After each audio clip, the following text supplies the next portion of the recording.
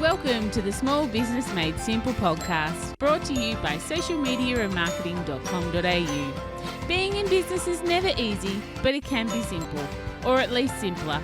Join me, your host Jen Donovan, every week where we focus on marketing, social media, and working towards simplifying your business. You with me? Let's do this. Gonna dream it big, 'cause someone out there listening. Everyone's got a voice to give, and it's time I heard you whistling, 'cause there's no point at all, in dreaming small. Why, hey there, my fabulous listener. Welcome to episode 184 of the Small Business Made Simple podcast. Thank you, as always, for lending me your ears today. I know you have lots of choices out there, and I really do appreciate you making my podcast one of them. If you are enjoying this podcast, then I would love you to take a screenshot and share it on your socials. Of course, tagging me in it. That would be super cool, because then I could get to know you and cheer you on just like you're getting to know me through this podcast. And don't forget, of course, the show notes for this particular episode can be found at socialmediaandmarketing.com.au/184. This week's podcast episode is actually sponsored by Melbourne Innovation Centre and their digital solutions programs. Now, I've been involved with Melbourne Innovation Centre as one of their mentors and workshop hosts for about 3 or 4 years now. So pretty much not long after I sold my retail business. So I was pretty chuffed when they asked if they could sponsor my podcast for a few weeks. So if you live in Victoria, listen up. Melbourne Innovation Centre has subsidised programs that can help you if you're really struggling to reach new customers or struggling with your digital marketing. For just $44, you can get access to not only 3 hours of mentoring with a mentor of your choice, but also access to weekly training, workshops, masterclasses, webinars, online courses, and so much more. Like I said, I'm a mentor for this particular excellent program, so you can choose me, or you can choose to work with other people who specialize in other parts of business to really get all your business and digital marketing needs covered. You can go to the show notes, which again are at socialmediaandmarketing.com.au to see the link, or just go to courses.melbourneinnovation.com.au and see them all there. But let's get into today's episode. Today, I welcome back a past guest, Kate Toon. Kate was a guest last on episode 39, and you can go and listen to all Kate's SEO advice over there on that episode, which you can find at socialmediaandmarketing.com.au/39. Now, Kate is still the Beyonce of SEO. She's still the queen of SEO, but today she is talking to us about creating the perfect sales page that actually converts into sales. Yay!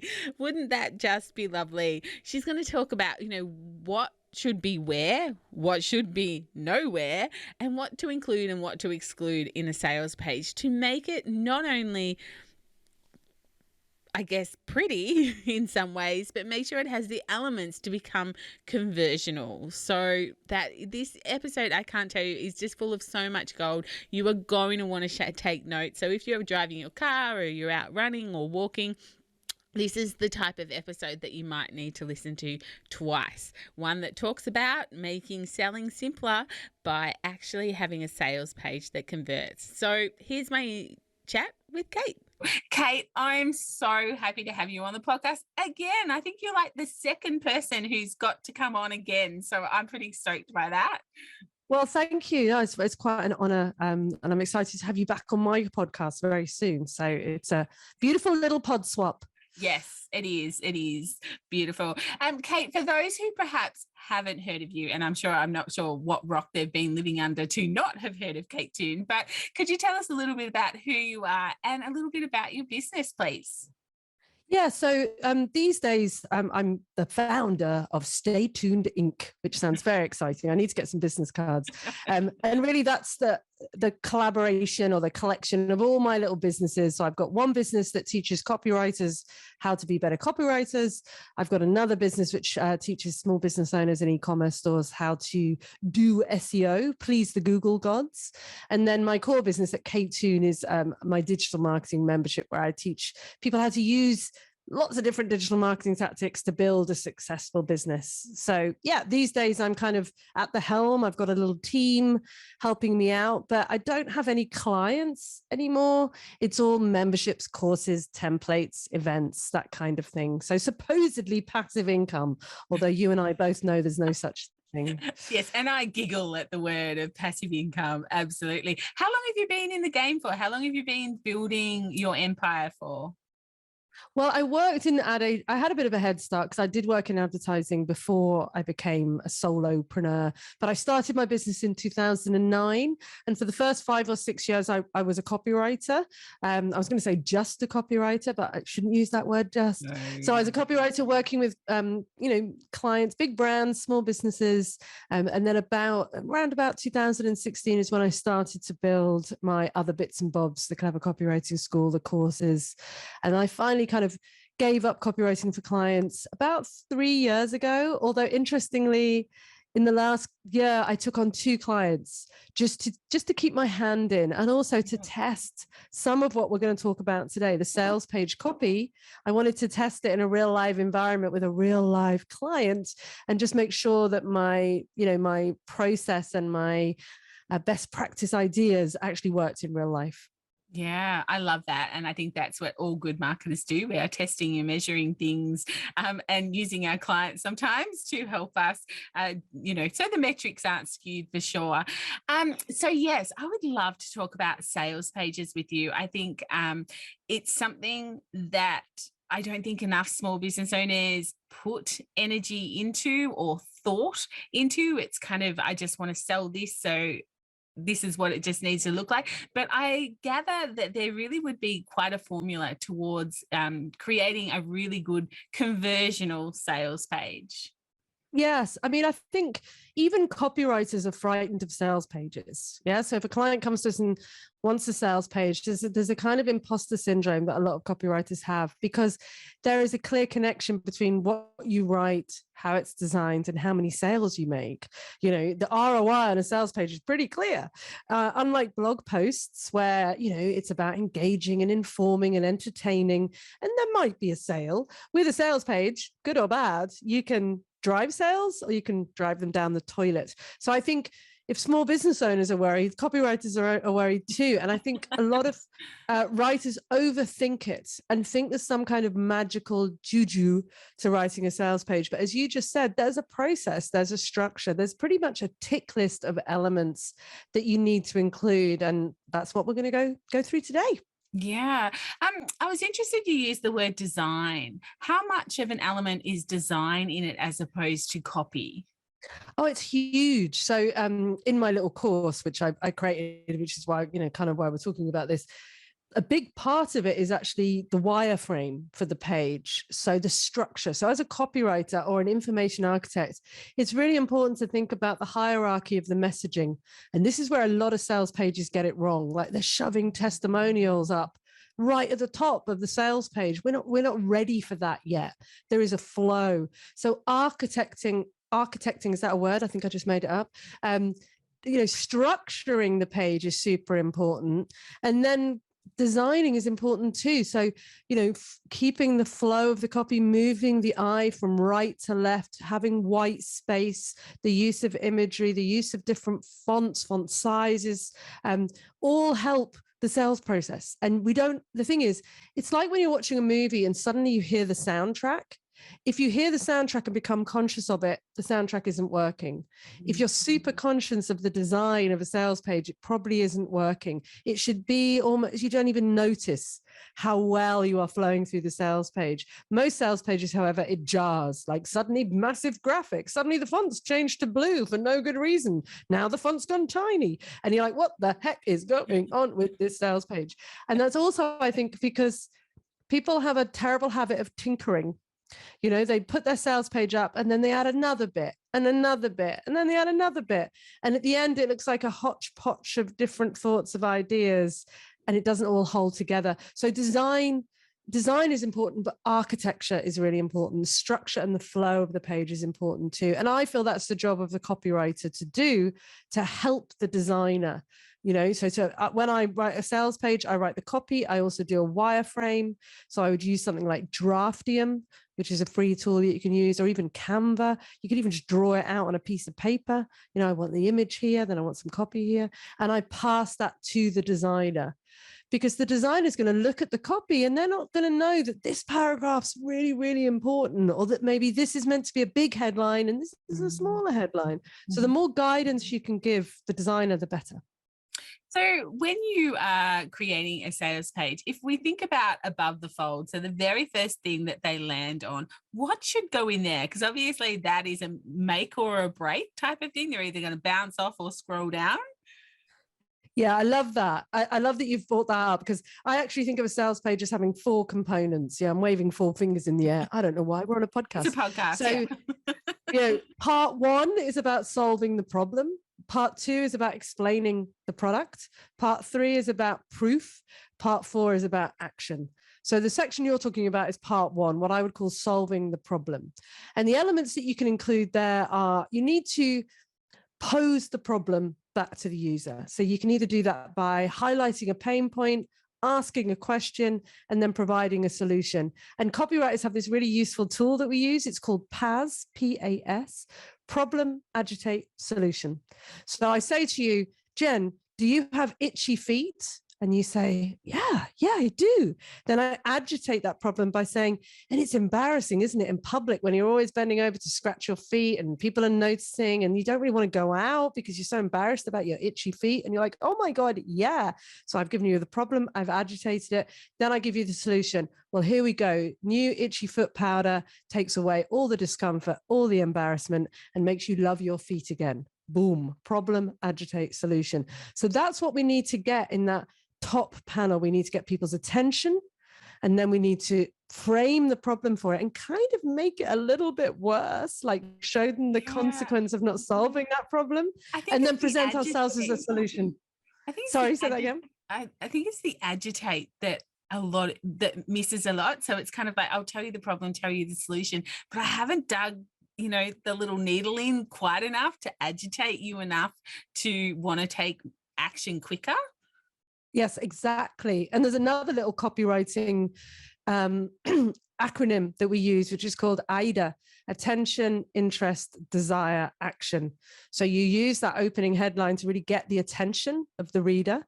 Then you kind of spark their interest by taking it to the next step. Then you create desire, and then you ask them to take action. So even if you just look at the top of your sales pages, and the thing is as well, I think people misconstrue what sales pages are. If you are a service-based business and you do 5 different things, each of the pages for those services is a sales page, whether you think it is or not. Just because it doesn't have a price on the bottom and a buy now button, it's a sales page.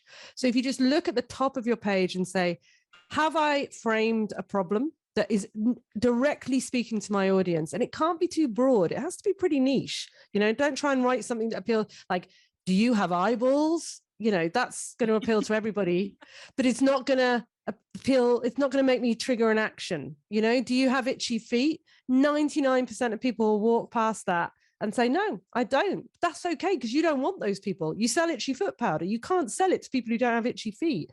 So be a niche headline that really grabs the attention, points out a problem, then a bit of copy that agitates it, and then a clear, prominent call to action that shows that you are the solution to the problem. Beautiful. I think that alone is well worth listening to this podcast interview, just to hear, because above the fold is just such an important element to be able to get the sale in the first place. Because if they bounce off if you don't get the head nod test, then it's awfully hard to make the sale after that, for sure. The other question that I guess I get asked a lot when it comes to sale pages, and I'd love to know your thoughts, is where do you put the price? How far down do you put the price? Or it's one of my biggest frustrations when I have taken the bait and yet I have to scroll all the way to the bottom to find out how much the bait's going to cost me.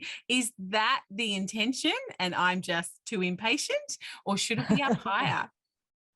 Well, it depends what the price is. So there is a rule of thumb that the lower the price, the less copy you need. You Yes. know, if you're selling a $17 template, you don't need as much copy as you're trying to sell a 20, 30, I don't know how much they cost, $40,000 Rolls Royce. Yeah. You know, the amount of copy, the amount of proof and evidence and justification and affirmation you give depends on the copy. Now, the thing is, yes, we don't like a lot of marketing tactics, even though we know they work. We don't like pop-ups. We don't like FOMO. We don't like limited releases, but they work, right? So forcibly making people scroll through content to get to the price has an effect on the person. It makes them, whether they take in every word, it makes them think, wow, there's a lot to this thing.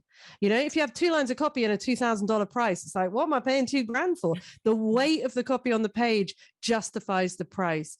But it depends how you use your sales page. So maybe we're talking about sales pages for masterminds, for courses, for memberships, for products, right? And we're not talking about shop products, like business products, right? So if we have to remember that people will often come to the sales page more than once. So we have our first time visitor and our second time visitor. And I keep my sales pages live all year round with the pricing visible. I don't turn them off and turn them on because I don't want last minute panic buyers, because last minute panic buyers are the first to ask for refunds. I want it to be a considered purchase decision. So I have my price right at the bottom, but I also have a little micro nav underneath that problem agitation solution element that has the word pricing in it. And if you click on that, you jump straight to the bottom. So I've kind of covered off both angles. The scroller, the first time visitor, the person who I want to take it all in, and the second time visitor who's ready to go. And also, if someone's super price motivated, there's nothing you're going to do to persuade them. If they already have a price in mind, they're going to jump straight to the price. They know the game. They're going to go to the bottom of the page. It's either right or wrong. So make their life easier. So I like the double whammy approach, bottom of the page and little button at the top. I like that because I guess from a marketing point of view, that shouldn't be the only touch point they've ever had with you, is seeing the sales page. So somewhere they've been lurking, they've been following, they've been watching, and they're kind of like, for some people, they're already sold when they hit the sales page. They just want to know how much it's going to cost them. So I guess maybe that's where my frustration comes in, is it will just tell me exactly how you've already sold it to me. Now just give it to me type of thing. So it is, if you are good at marketing and you're just not relying on that sales page, you will get the people who are extremely hot or extremely warm before they even land there.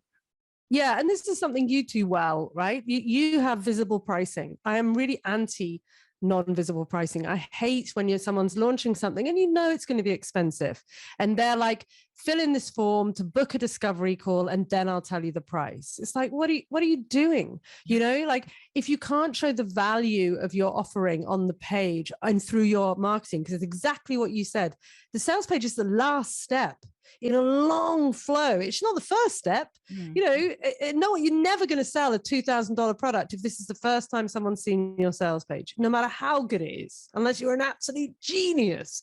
It's everything you've done before. So visible pricing that you there justify on the page, I think is the way to go. Because like you know, especially if you're selling B2B or you're selling products to people who are reasonably savvy, they know the game. Yeah. They know that they're going to get on a call with you and you're going to spend 15 minutes trying to flog them something. And I don't want to go through that. Just tell me the price. I'm clever enough to work out whether I can pay for it or not. And I know you well enough to know whether I think that's good value. That's the point. I think not having your pricing visible is it's kind of an insecurity thing, because it's like I need to persuade you. I need to persuade you more. When you talk to me, you'll see it's worth the money. No, you know, everything you do before they hit the page persuades people that you're worth the money. Does that make sense? Oh, absolutely. Absolutely. And I guess, you know, my only solution to people who are really quite afraid is put a from in front of it. Yes, exactly. You just put a from then. And so at least there's a starting point, because you don't want the tire kickers who are expecting something to be $100 and it's going to be $997.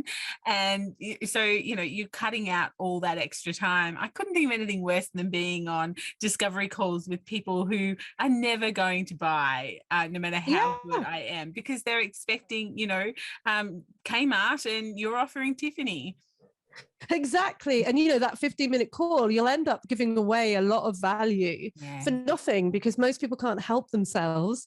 So, yeah, you have a price. You're not going to reduce your price. It is what it is. The thing is to show the value through the sales page and through everything else that you do.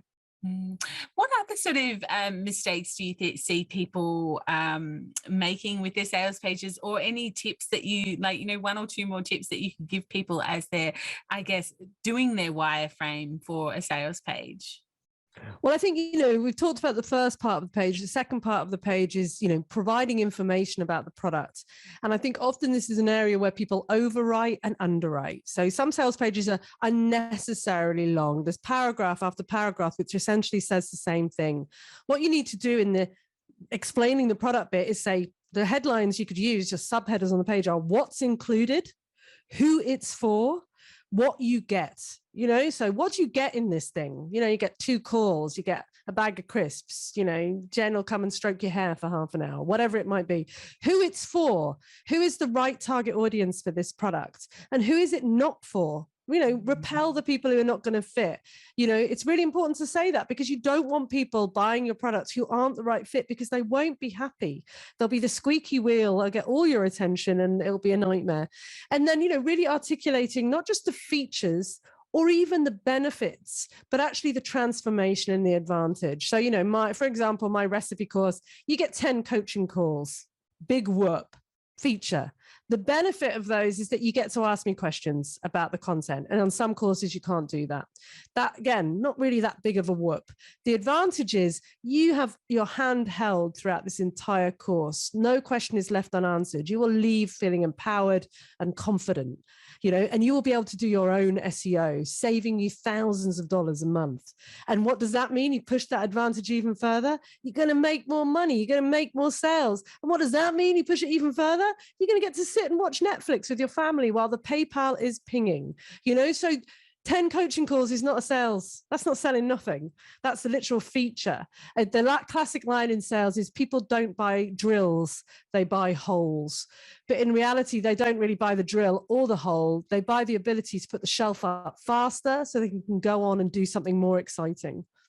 Yeah, absolutely. I like that. I haven't actually heard that one about the drills, but that is funny. I guess they're selling the they can move on to the next project as well. Get it done. Exactly. Absolutely. Jen, I just need to let my dog in, Jen. I don't know whether you're going to leave this in, true life podcasting, or cut it out. Here we go. Come on, Pom. Oh, poor dog. See, stop doing it. Okay, I'm back. Oh dear, that's so funny. Oh dear, what a naughty little puppy. Yeah. Okay, so we've spoken about parts 1 and 2. Can you walk us 3 and 4? 3 and 4? Yeah, so 3 is a really important one. 3 is the proof. And proof comes in different formats. So often we think of proof as testimonials. I'm just going to whack up loads of testimonials. And again, most sales pages put them in a hideous accordion that rotates around. What that means is that no one's going to see any testimonial other than the first one, because any heat map, any usability study shows that people do not interact with sliders at all. Yeah, they don't work on mobile phones. No one's going to click them. So you're far better off stacking your testimonials. And again, don't just put all of them in. Don't put the big long copy in. Pick 4 or 5 that really address the needs of the audience. So for my SEO course, I'd be saying stuff like, picking a testimonial that said the teacher was amazing, super friendly and generous. The next one might be the content was really up to date. The next one might be, I thought it was going to be really difficult, but it wasn't. And the next one might be, I thought it was going to take a lot of time, but it didn't. So each testimonial is covering a different proof point. Not every testimonial saying, oh, Kate is great, Kate is great. Because who does that help? And also try and have diversity, obviously in sex, in gender, in race, but also in business type. So I'm going to want an e-commerce person testimonial. I'm going to want a service person testimonial. I'm going to want so that I show that the course is relevant to who it's relevant to. So testimonials are part of proof. Another part of proof could be logos of businesses you've worked with. Another part of proof could be memberships and associations you're a member of that give you gravitas. Another one could be as featured in, if you've been featured in all these magazines and publications, that's proof that you know what you're talking about. And then another one is obviously the results. And nothing in the world beats a little chart with an arrow going up. I helped someone get from A to B. And obviously when you launch your sales page for your new thing, you might not have all of those. Yeah. So these are things that you add on with time. So as time goes on, you are going to get more results. You need to be pushing your customers to give you these results so you can put them on your page. So my recipe page, when I started, I had no students, right? So over time, I've added more and more, and I've deleted old testimonials and replaced them with better ones. It's a living, breathing beast. So yeah, proof is very important, and it comes in all those different forms. Yeah, I love the idea of testimonials that say different things, that tick off the different pain points that because you know your customers so well, what is holding them back from saying yes to this course. But I also love the testimonials that will literally give the financial benefits, have that figure in it. So it helped my business go from A to B, or increase my leads, or increase my profitability, or whatever, because I think at the end of the day, that's what we want it to do. Like, we're not doing a course because we love Kate. We're doing a course because we want to grow our business. And if we can see, well, okay, some of it, let's go with 98%. The other 2% might be looking for some profit. Yes. Yeah. So they're really great. I think it's about, and I think it's about transformation, and transformation comes in different forms. Financial transformation is obviously appeals to a lot of us, right? But also, transformation can be confidence. I've read reviews on your site where it's like, Jen, I started feeling like this, and Jen made me feel like this. Jen gave me the ability to do this. That's transformation. It may not be financial, but not everybody is looking at the money and the stats and the leads. Maybe what they're looking for is the ability to take a step that they weren't able to take before.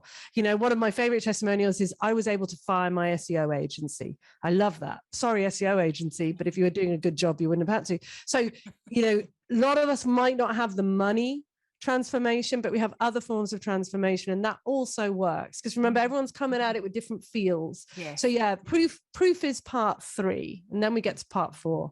Okay, tell us about part 4. Part 4. So part 4 is taking action. Yeah. So, we think of taking action as just a call to action button, buy now, but there is an art to writing good call to actions. Yeah. So you need to make them present and current. So a lot of people will put pronouns in them, book a chat with me. But then I read that and I'm like, but I'm me, you're you. It gets very confusing. So don't use pronouns in your call to actions. The ideal way to write a call to action button is to finish the sentence, I want to book my spot. I want to buy now. I want to learn more. I want to sign up. Whatever it is, join the crew, whatever it is. And you need to play with those. The studies showing that just changing the color, the font, the contrast, the wording in a call to action can, move the conversion by 2 or 3%, which doesn't sound much, but over the lifetime of your sales page, it could be a lot. So having multiple call to actions throughout the page is really important. Don't just leave them to the bottom. The price can be at the bottom, but the call to actions can be throughout the page, because they're going to click on the call to action and they're going to go to somewhere where they see the price anyway. So in that final section, you're going to want your pricing. You're going to want to have tables that show what you get for the different prices. Usually we go with the 3 bears approach, baby bear, daddy bear, mama bear. I always put mama bear last because she's the most important. Low price, middle price, high price. Usually you kind of frame the middle price as the one you want people to go for. You put your credit card icons, you put your different payment options. Do you have pay as you go? Do you have open pay? You put some kind of currency converter, bearing in mind that the people might not be in your country, and then you have your buy. But then as part of that call to action area, you have to overcome final objections. And there's a few different tools you can do that. Number 1, the classic, the FAQ. The FAQ is fantastic. You could, have as many FAQs as you like. You may have covered all those points in the sales copy, but coming to the bottom of the page, people might just say, so how does it work? So how many hours? So what do I get? That's just a more simple way. And again, that might be your second time visitor who just wants to get they have one last thing they want to overcome before they buy, and you answer it in an FAQ. Another thing, which is a little tactic, is called paint the future. So you have a little paragraph at the bottom of the page that talks about what it's going to feel like once you've bought this thing. So imagine never worrying about emails saying that your SEO is bad ever again, just being able to delete them. Imagine never having to pay an expensive SEO agency to work on your site. Imagine traffic coming to your site every day with very little effort and getting conversions from your site while you sleep. That's what the recipe for SEO success can give you. Boom. You know, get that emotion, get the heartstrings, you know, like paint that picture of the future. And as long as you're not over claiming, that's absolutely fine. So that's kind of part 4. And then there's a final part 5, a little bonus tip. Have we got time for it, Jen? Yeah, we certainly have. So you know this classic marketing tactic is scarcity. We talked about it at the beginning. And there's nothing wrong with scarcity. So scarcity pushes people over the line. I have evergreen courses and I have courses that launch. And I tell you, the evergreen courses do okay. The launches do amazing, because if it's available all year round, you think, well, I can get this anytime.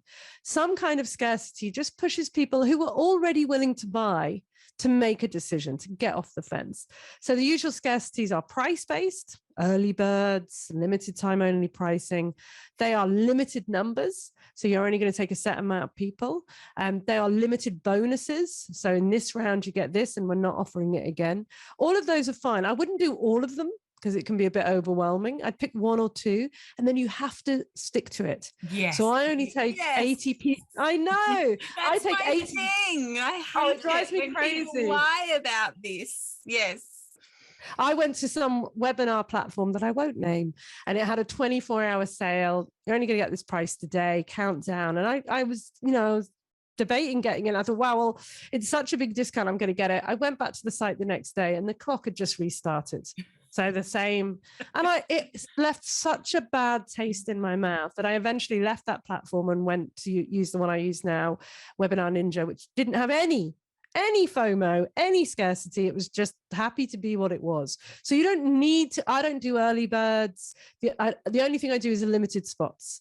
And it is painful for me because I take 80 people and, you know, there'll be 81 and I'll have to say, I can't do it. Because if I take you, it makes everything I've said a lie and you'll feel good that you got on the course, but it's just not right. And yes, I know that they could then go off and do someone else's course, but I have to have the faith that they may wait for the next round, you know, because there's no point, you know, it just undermines your brand completely. So some kind of scarcity does help push people over the line. Yeah, absolutely. I think that's just how humans think and how we tick. And we just sometimes just need that final push because we are all busy. So we are going to need to find time. We haven't probably got time to do this course. It's something that we want to do. So therefore we need to block out time. So maybe sometimes we do need the final push, but it is one of my biggest pet hates, and calling myself a marketer makes me icky sometimes because I think people think of marketers, you know, like that are kind of, you know, oh, they say this, but is it really true? And I'm like, well, for some of us, it really is. It's kind of a real value. And I guess I align myself with people who have the same value in that. And it really teases me off when it's not true, for sure. But I think people are pretty savvy these days and I think they see through it. And, you know, while you might be able to use that false scarcity a couple of times, you know, I'm in a lot of forums, as are you. And, you know, you get the word on the line is, yeah, this person said this and it wasn't true. You know, what goes around comes around. So, yeah, you might be able to trick people a couple of times, but you won't be able to long term. At the end of the day, you know, marketing and sales can seem sleazy sometimes. It can seem sneaky. But most people like buying stuff. They want to buy stuff. They have a problem. You have the solution. They have a disease. You have the cure. And when they come to your sales page, if you've done your other marketing right, they're really looking for affirmation that the purchase decision they're about to make is a good one. Yes. You know, they're looking for you to overcome any final objections and to make them feel good about buying something that they want to buy. So if you think of it that way, you're not being sneaky and using tactics and manipulating people. You're helping people understand what you sell, explaining it thoroughly, making it clear that it's not for everybody, and then giving them permission to buy. And if you do this well, then you will have no refunds. For my recipe course, I've only ever given 2 refunds, and that's out of 1,300 people who've taken the course, and both of them were because of life issues, like they had a life crisis or whatever. None of them were because of money or because of issues with the course. And that is because I don't overpromise. In fact, if anything, I underpromise, and then they get in and they're delighted, So yeah, it's not about being sneaky. It's about being sincere, I think. I think so. And again, I think it comes down to all your other marketing as well. They know you and they know they're aligned with you before they even hit that sales page, for sure. Kate, I just have one final question. I'm not quite sure whether you can answer it or not, but conversion rates, like when you look at a sales page, how much traffic you push there, how much traffic you get there versus how much you convert. You said, changing things could increase like by 2 or 3%, but I would have thought that was quite a big number considering what the conversion rate probably is for a sales page. Yeah, I mean, that is a big number. I mean, I think there's a kind of industry average of about 3% of people will convert. So yeah, if you can shift the needle, I guess I'm talking about, sales pages that I've worked on that literally were just wretched, utterly wretched. And so you're going from like 1 or 2 sales to 5 or 6. So it is a big increase. Yes. So when you get to the pointy ends, like with my sales pages, which I've worked on, I'm not going to move the needle that much. There's only so much more I can add. Like with my recipe sales page, I'm actually starting to strip out some elements now because it's just got too unwieldy. It's too big. So yeah, when you get to the pointy end, you're not going to see those dramatic shifts. But when you come from, Jen, you look at some sales pages for some things and it's like, what the heck? And a lot of the time with the members of my communities, I do these reviews of their sales pages. A lot of the time it's like, can we just delete 50% of this? You've already said that. Like you've talked about what the problem you're solving 8 times on the page.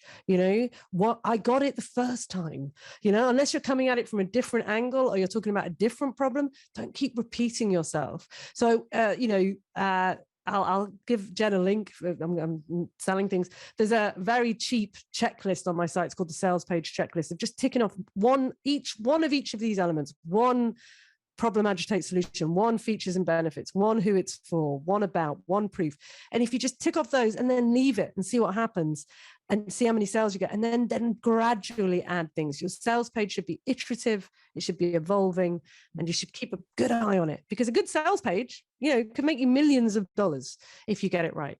Yeah, I like that. But I just thought it was really just something I wanted to talk about, because people, think, well, I get all this traffic and 50% of them are gone. I'm like, well, if you can get a 50% conversion rate, then you have to teach me what you're doing. Oh my God. Yeah. 3% is the industry average. So anything over that, you're winning. Yeah. Beautiful. Kate, this has been so good. You are a wealth of information of so many things, and not the least of which is sales pages. I can't thank you enough for coming and sharing all your wisdom and gold today with my audience. Thank you so much. I look forward to having you back. Yeah, that would be lovely. And if someone wants to get in contact with you, what's the best way? Where's the best place to find out more about you and your courses? So katetoon.com is kind of my hub site where you can kind of launch off into all the different various websites, bits and bobs that I have. Beautiful. Okay. I will put a link to that and your checklist in the show notes. That would be great. Thanks so much again, Kate. Thank you. I told you it was good, didn't I? Yep. I'm sure you took lots of notes and you might even need to listen to this one again.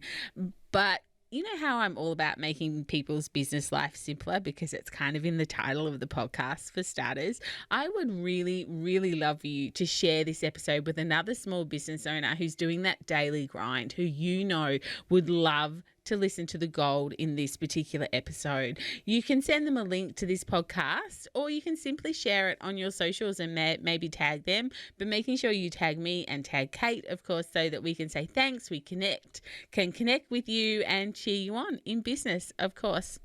But that is it for another podcast episode of the Small Business Made Simple podcast. Let's continue the chat in my Like-Minded Business Owners Facebook group. You can join there if you haven't already. I've actually taken a bit of a different stance with my Like-Minded Business Owners Facebook group. I've tried in the past to do some really great interviews with people and get experts in their field on, and I've been a bit hit and miss. But this year I've put the call out. I've got the schedule full. So between now and December, I've got so many amazing guests lined up who are all going to do Facebook Lives into the Like-Minded Business Owners Facebook group. So make sure you come and join there. Another really great reason to come and join my community. Remember, all the show notes can be found at socialmediaandmarketing.com.au/184.